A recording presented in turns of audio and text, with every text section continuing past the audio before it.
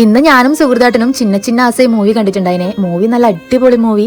പക്ഷെ ലാസ്റ്റ് ഭാഗമായപ്പോൾ ഞാൻ ചെറുതായിട്ടൊന്ന് കരഞ്ഞിട്ടുണ്ടായിനി. എനിക്ക് എന്തോ ഭയങ്കരമായിട്ട് ഇഷ്ടപ്പെട്ടിന്. അപ്പൊ കാണാത്തവരുണ്ടെങ്കിൽ എന്തായാലും കാണണേ. അങ്ങനെ മൂവിയെല്ലാം കണ്ട് കുറച്ചൊന്ന് സങ്കടപ്പെട്ടിരിക്കുന്ന സമയത്ത് സുഹൃത്താട്ടൻ പറഞ്ഞു നമുക്ക് നേരെ ബീച്ചിലേക്ക് വിട്ടാലെന്ന് പറഞ്ഞു. ഏതായാലും വീട്ടിൽ നിന്ന് ആകെ ഒരു ശോകം പിടിച്ച അവസ്ഥയിൽ ഇരിക്കുന്നുണ്ടായത്. അപ്പം ബീച്ചിൽ പോകാന്ന് പറഞ്ഞപ്പോൾ എനിക്കും ഭയങ്കര സന്തോഷമായി. അങ്ങനെ ഞാൻ ചടപടാ റെഡിയായി നമ്മൾ നേരെ ബീച്ചിലേക്ക് എത്തിയിട്ടുണ്ട്. നല്ലൊരു ശാന്തമായിട്ടുള്ള അന്തരീക്ഷമാണ് ഉണ്ടായത്. അധികം അങ്ങനെ ആൾക്കാരൊന്നും ഇല്ല. ഞാനും സുഹൃത്താട്ടനും മാത്രമേ ഉള്ളൂ. പിന്നെ 1-2 കപ്പിൾസ് മാത്രമേ ഉണ്ടായിനി. ഞാനാണെങ്കിൽ 2-3 ദിവസമായിട്ട് വീഡിയോസ് ഒന്നും ഇടലുണ്ടായിട്ടാ. നമ്മുടെ നാട്ടിലാണെങ്കിൽ ഇപ്പൊ നല്ല മഴയാണ്. ഇന്നെന്തോ കുറച്ചൊന്ന് മഴ കുറഞ്ഞ സമയത്താണ് നമ്മൾ ബീച്ചിലേക്ക് ഇറങ്ങിയത്.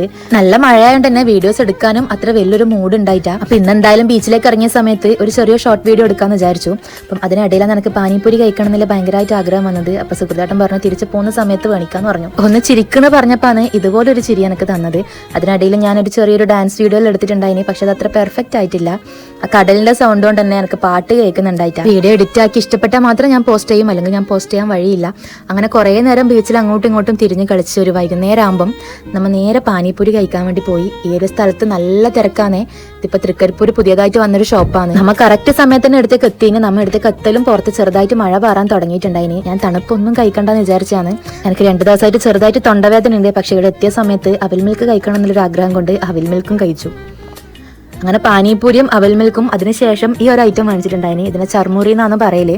കഴിച്ചിട്ടുള്ളവരുണ്ടെങ്കിൽ കമന്റ് ചെയ്യണേ. ഞാൻ ഈ ഒരു ഷോപ്പിൽ നിന്ന് ഫസ്റ്റ് ടൈമാണ് കഴിക്കുന്നത്. എന്തോ എനിക്ക് ഭയങ്കര ഇഷ്ടമായി.